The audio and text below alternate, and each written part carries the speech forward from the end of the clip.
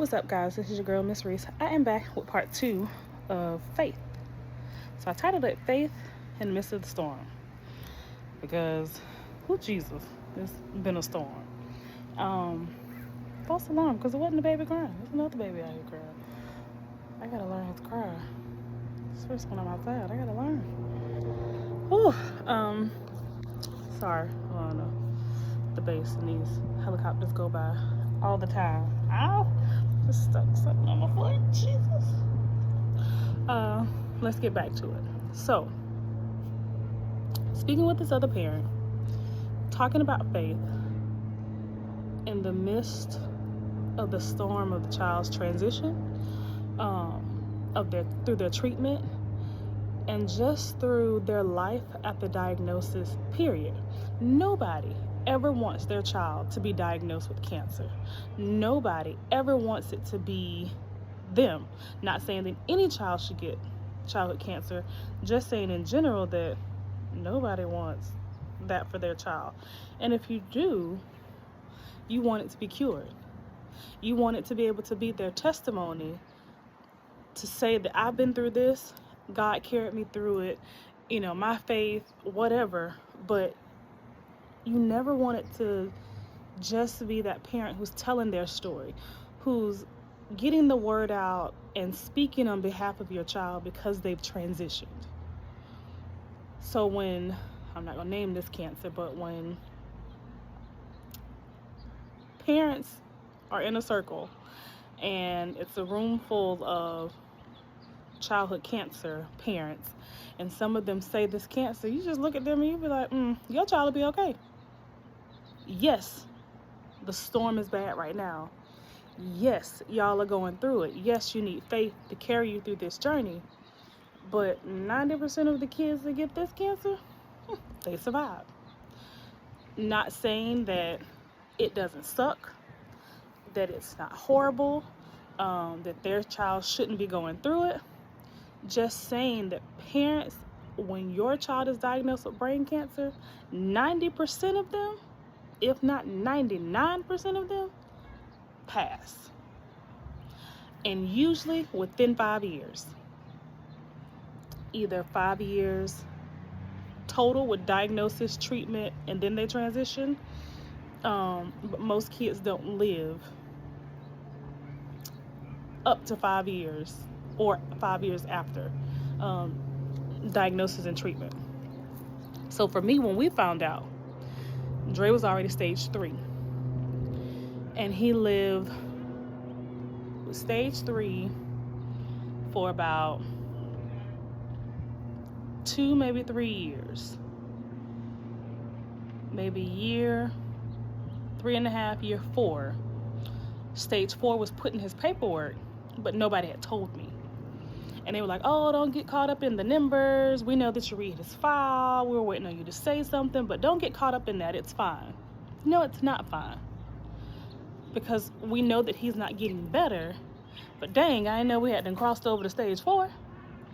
So then when he got diagnosed with terminal, he lived 2.5 years with 6 tumors and a cluster of tumors.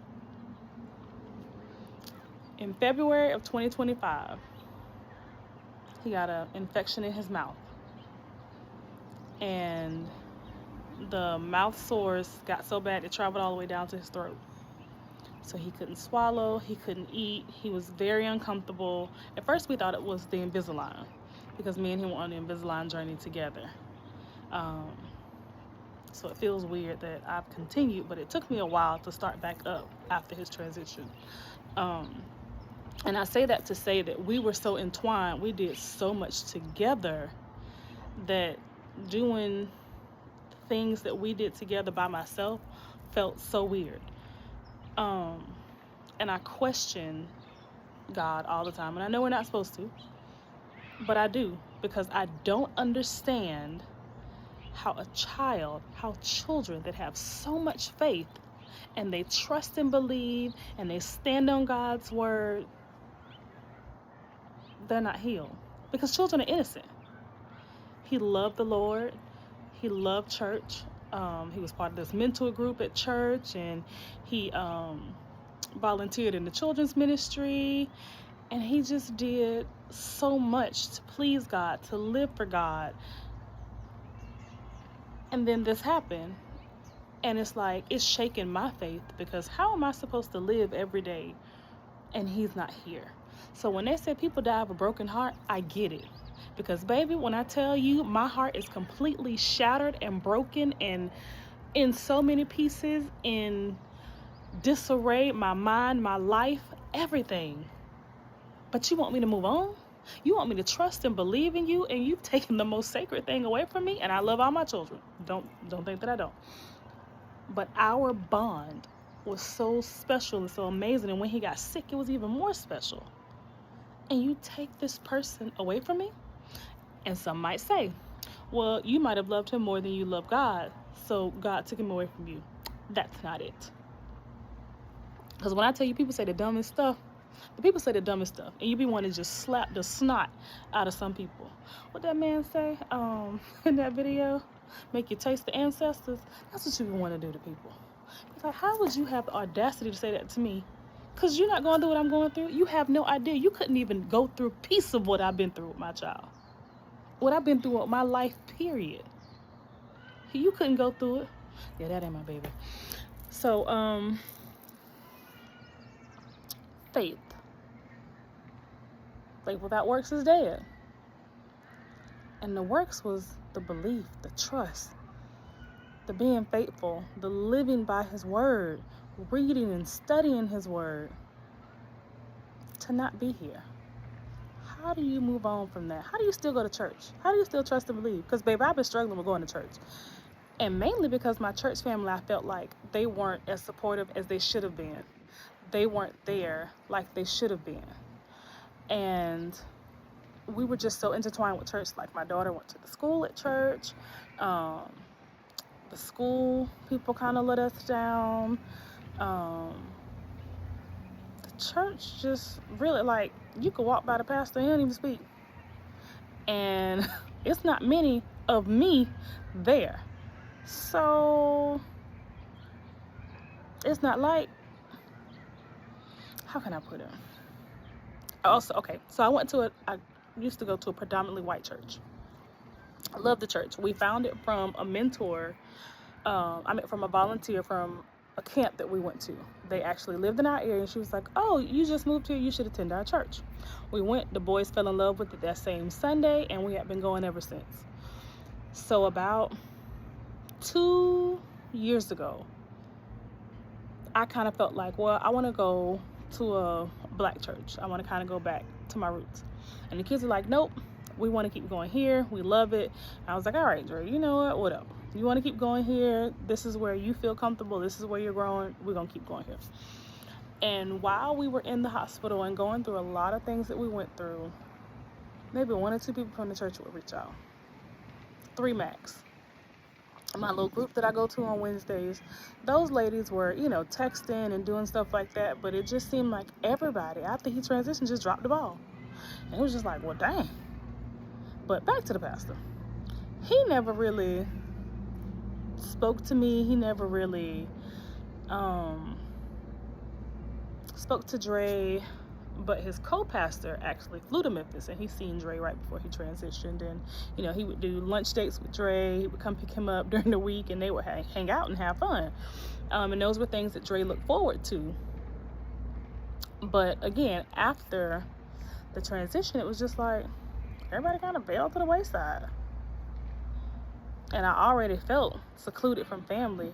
And it was like, God, why do I have to go through this journey alone? Because people really don't want to know how you're doing. They ask you, but they really don't want to know the answer. And when you start telling them, like, they don't give a darn. And they start looking crazy. And, people say, well, they don't know what to say. They don't know what to do. I told y'all a long time ago, just sit with me in silence. Just be here. Hang out with my son, play the video game with him, let his cousins hang out with him. But y'all like cancer was gonna jump off him and go on to y'all kids. So there was a lot. And I still have a lot of frustration. I'm not gonna say anger, because I'm not angry with anybody. Because this was my journey and my fight. to go through with my son. So I can't be angry at the cards that we were dealt. I'm angry at God from taking him from me. And I'm angry that people say dumb stuff and that my faith has been shattered in a way that I don't know how to repair it. So these are my thoughts. This was part 2, and I'm going to end it here. But I just want to know, how do you move on from being shaken and feeling like you're torn to pieces without somebody just throwing the Bible at you, without somebody just saying, oh my God, you need this, and that. It's God. Tell me something else. Give me something else. Because my grief right now and him, we ain't talking. So, and the crazy thing is, I can pray for other people. I can pray for their situations, them, and I'll be like, girl, I'm praying for you. But I can't pray for myself. Is that weird? Has somebody else ever experienced that? Let me know. Like and subscribe. Tell me in these comments. Talk to you later. Bye.